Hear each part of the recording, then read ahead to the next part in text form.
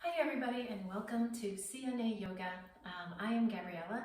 Welcome back if you're joining me for another meditation, or welcome for the first time if you maybe have just stumbled across my YouTube channel. So like I said, I am Gabriela and this is my little YouTube channel, and CNA means actually it's a Liberian name that means sweet journey. And so I remember when I first read the word CNA and understood the meaning of it, I was like, oh my gosh, to me that's exactly what yoga and meditation is. It's like enjoying the ride, learning how to be present, be mindful, be open to the new experiences, whether they feel good or maybe not so good. So thank you for being with me, and I hope you enjoy the sweet ride. And I've had some requests to do a meditation that can kind of help move you forward. And so at first I was like, oh, I wonder what that could be. And then as I was looking through some of my kundalini meditations, I found one about burning past karma. And at first I was like, that doesn't make sense, right? We want to move forward, not go backwards. But then I realized that it could be a beautiful meditation, because what we're doing is we're letting go of the past. We're cutting cords. We're cleansing or clearing sort of that energy from the past so that we can move forward. It's a lot harder to move forward when we're carrying the burdens and the weight and the pain and the anger and the frustration and whatever it is that we're holding on to, right? So with this meditation, I hope that you will get a little bit of relief and maybe be able to let go of some of the things that have been weighing you down. So this meditation has several parts, so we're going to walk through each one. But before we do that, I thought it would be fun to pull an oracle card. Today I am using the Inner Star Oracle deck by the Darling Tree. And it's a beautiful deck, very geometric and pretty soft colors. If you're not familiar with oracle cards, basically they're just a neat intuitive tool. They can help you if you were feeling stuck on a question or just kind of not quite sure what the energy is. Most of them are very beautifully illustrated, and it can just be a neat little tool to have in your arsenal. So let's go ahead and shuffle a few times. Let's pick this one that's poking its head out. So it says cultivate compassion. So take a look at that. Breathe in the colors, look at the design. And really when I see this as it relates to what we're talking about in this meditation, cultivate compassion, so often we want to move forward, so often we want to jump forward or go full speed ahead, and we think that it's never enough, that we have to do more, that we have to succeed more, achieve more, accomplish more, earn more, be more all of the time, right? And this could be inherent in this concept of wanting to move forward or move ahead or move beyond things. And if we don't have compassion for ourselves or maybe for the people around us, then you're not really enjoying the sweet journey, right? It's all a journey. Life is not about a destination. It's all about the process, the experiences. And we really need to learn how to cultivate compassion. And first, we need to start with cultivating compassion for ourselves. Once we do that, we start to realize that maybe we are tired. Maybe we have been holding on to these things that feel like boulders, just carrying them on our shoulders the whole time. And just instead of like saying, wow, that rock is really heavy, I'm going to be gentle with myself, we actually beat ourselves up for not moving fast enough, even though we're carrying tons on our shoulders, backs, heads, hearts, souls, bodies, whatever you want to use. So I think it's a beautiful card and very perfect for cultivating compassion. So we're going to keep that right there. So next, we're going to start talking about this awesome kundalini meditation called To Burn Past Karma.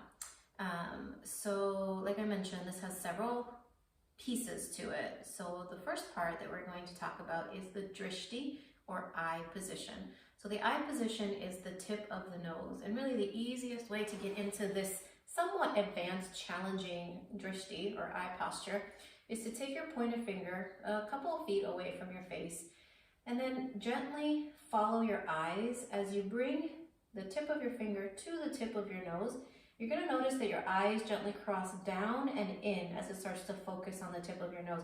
You might see kind of like a shadow, or it looks like you have two noses, and you're doing it correctly.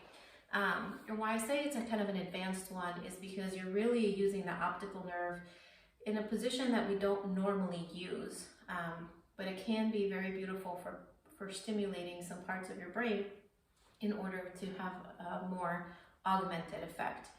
If you try it out and it feels not so great, then I invite you to just gently close the eyelids, maybe leave a little sliver of light, and maybe every now and again come back to it and see how it feels.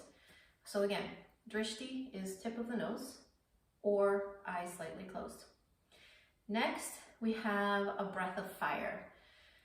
So breath of fire is a very cleansing, empowering, reinvigorating breath, and it can also be relaxing, which is interesting to have both sides, right?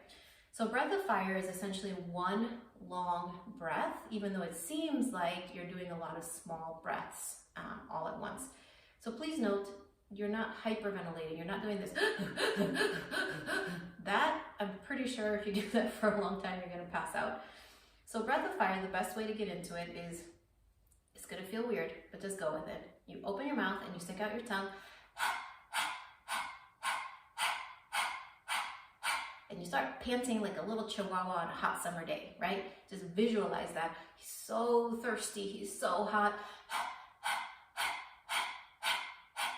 And what you're doing is you're focusing on the exhale, and the inhale just kind of comes naturally. So you're forcing the air out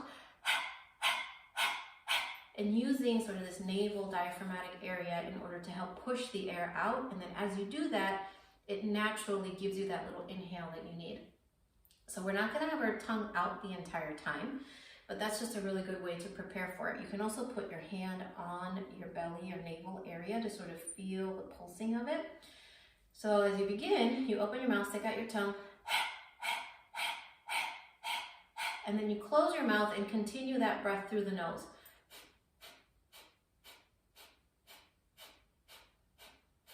So it's a powerful breath, but it's not a harsh one. It's not like, like that, right? You really almost shouldn't be able to see this area moving. It's like a slight pumping, you'll feel it, but you shouldn't really see it too much. Otherwise, you might be doing it a little bit too harsh. So again, open your mouth, stick out your tongue.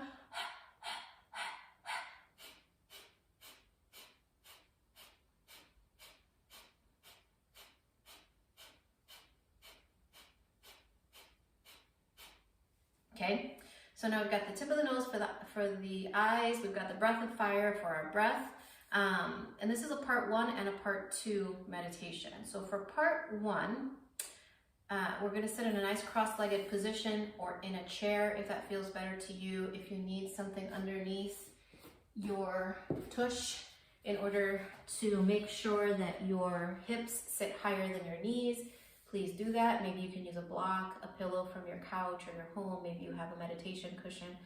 Whatever works for you. You can also roll up a blanket and then adjust the height as needed. So make sure that you're sitting in a nice, comfortable cross-legged position or using one of the variations that I mentioned. Spine is nice and elongated, so you're not hunched over or, overarching the other way. So what the part 1 is going to look like is we're going to take our hands, pointer fingers, and our thumb is going to be locking down the other fingers, okay? We're going to arch our, kind of like we're creating an arc, or almost like a rainbow, or a basket, I don't know, something, over our heads, and our fingers are going to be about 1/2 inch apart. So this is the posture, and we're going to hold this for a little bit. And so part 1 is going to be with our mudra, our hand position in this way, and then the breath of fire, right?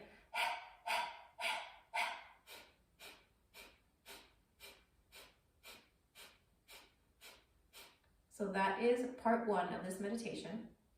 Part 2 requires some chanting. So now I know chanting can feel a little scary or intimidating. But when you think about it, chanting is kind of like singing. It's tapping into a certain energetic vibration through sound. It's essentially just sound. So you can choose a mantra or like a affirmation that works best for you, something that feels good to you. In Kundalini, we tend to use mostly Sanskrit words.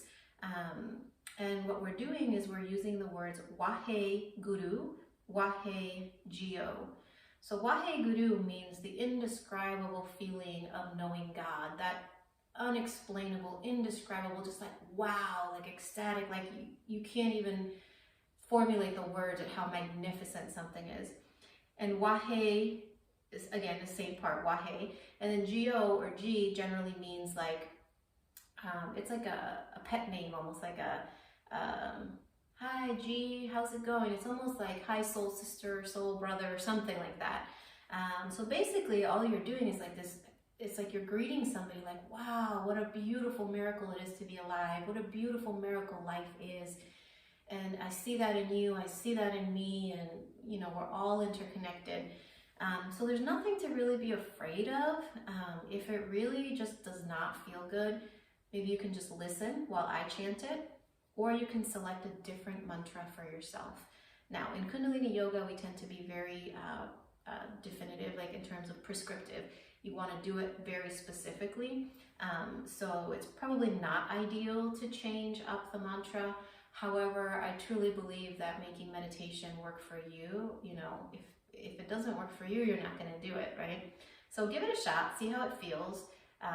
If you don't like it, then just don't chant. Let the vibrations of what I'm chanting resonate or vibrate for you. And maybe this won't be the meditation for you, right? But we're going to explore some mantra, we're going to explore some chanting and just see how it goes. So we're going to be, again, with our hands in this position, and we will be chanting Wahe Guru, Wahe Geo, Wahe Guru, Wahe Geo, Wahe Guru, Wahe Geo. And sort of this whole combination of that powerful breath of fire at the beginning, the holding up of the hands, the tip of the nose, and the chanting is all kind of like this beautiful recipe or mixture, allowing us to really open ourselves up, invoking this beautiful, powerful energy, burning away any past karma, any past ancestral ties that no longer serve you, and really helping to lighten our whole energetic load so we can move forward. So this meditation calls for part 1 to be done for 3 minutes and part 2 to be done for 8 minutes. For today's purposes, we're going to cut that in half. So we're going to do 1.5 minutes of the part 1 and 4 minutes of part 2. And then if you like it and you wish to go further, then you can go ahead and do the full 3 minutes for part 1 and 8 minutes for part 2. Let's see. And then I'll guide you towards the end, the conclusion portion. So let me just get a, let's see. Just trying to get a little timer here, so we've got this. Okay, beautiful.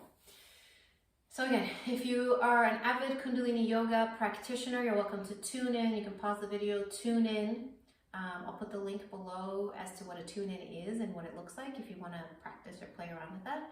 But for today, I just invite you to go ahead and start getting nice and comfortable, adjusting to your space, really starting to settle in. I like this idea of settling in. It kind of like if you pour dirt or sand into a water cup and it starts to settle at the bottom, it's finding its space, it's finding its grounding. Make sure that you're seated in the chair or on the ground as it feels nice and sustainable and comfortable for you. So you're welcome to place your hands on your thighs, or you can bring them to prayer mudra, which is simply just the palms together, knuckles of the thumbs pressed gently against the breastbone, spine nice and long and straight. And let's take a nice deep inhale all together through the nose. And exhale. Inhale. And exhale. And one more time.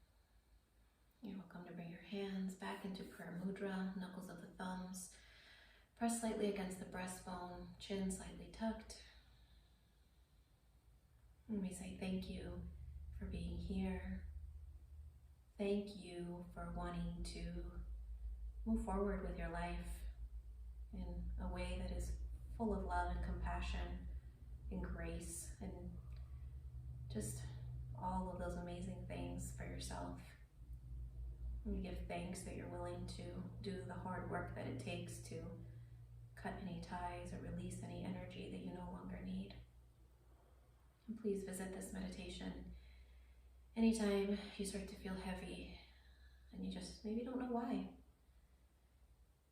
And I hope that it helps you burn away some of that karma. In Kundalini Yoga, we say Sat Nam, which means the truth is my identity. So Sat Nam, Namaste, thank you.